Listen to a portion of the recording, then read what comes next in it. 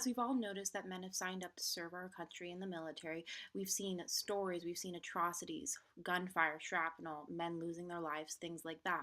And in all honesty, throughout American history, we've learned that these men truly define what the American hero is. And we've allowed through our history classes and our perceptions of American soldiers to truly define what we view as a hero, bravery, and valiance. So today I will be discussing Desmond Doss's biographical information, the legacy he carried throughout the military, and why he'll be receiving the Congressional Medal of Honor today.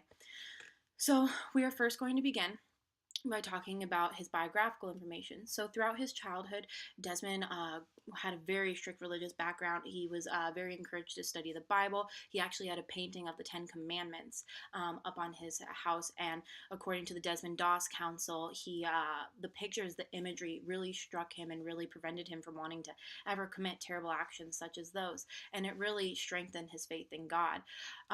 Early on, Desmond decided to join the Army after the incident in Pearl Harbor. He wanted to join alongside his men. Even though he didn't believe in using a gun or violence because of the word of God, he wanted to serve alongside next to his men because it's believed what he should do for his country. So because of that, he joined as a medic. He worked in Philippines, Guam, as well as a few other places while receiving the Gold Star according to Goldstein. However, during the Battle of Okinawa, which is what he's known for, and this will lead to his legacy, he saved 75 comrades of his without using a weapon and without hurting the enemy, in all honesty. So, so then we lead into his legacy. The reason why he should be renowned is he had to overcome so many obstacles in order to get here. He was teased by his men. He was severely disliked in the military. People thought that he was a coward for not wanting to use a gun, and they thought that he thought negatively of them because they used guns, and that wasn't the case. He considered himself a conscientious cooperator, whereas they called him an objector. However, he just simply didn't want to use a gun. He wanted to fight for his country and save lives rather than taking them, is what he claimed.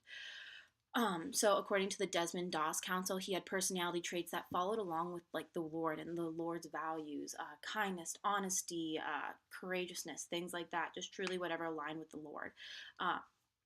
So because of this, just basically to explain, according to Berman, Desmond saved between 50 and 100 lives on Hacksaw Ridge during the Battle of Okinawa.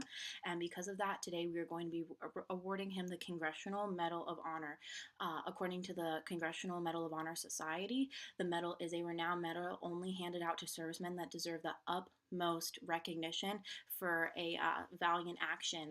It's one of the highest awards you can be bestowed with. Some of the people that have received this are Kyle Carpenter, Ross McGinnis, Leroy Petrie, people like that. The Medal of Honor, once again, recognizes as a courageous person. In all honesty, Desmond Doss saved over 100 people without taking the life of another, and I would say that's pretty courageous. So in conclusion, Desmond Doss deserves the Medal of Honor. His religious beliefs and his selfless actions of deciding not to use a gun and save men, even though he was ridiculed, truly demonstrates the American soldier as well as the American hero.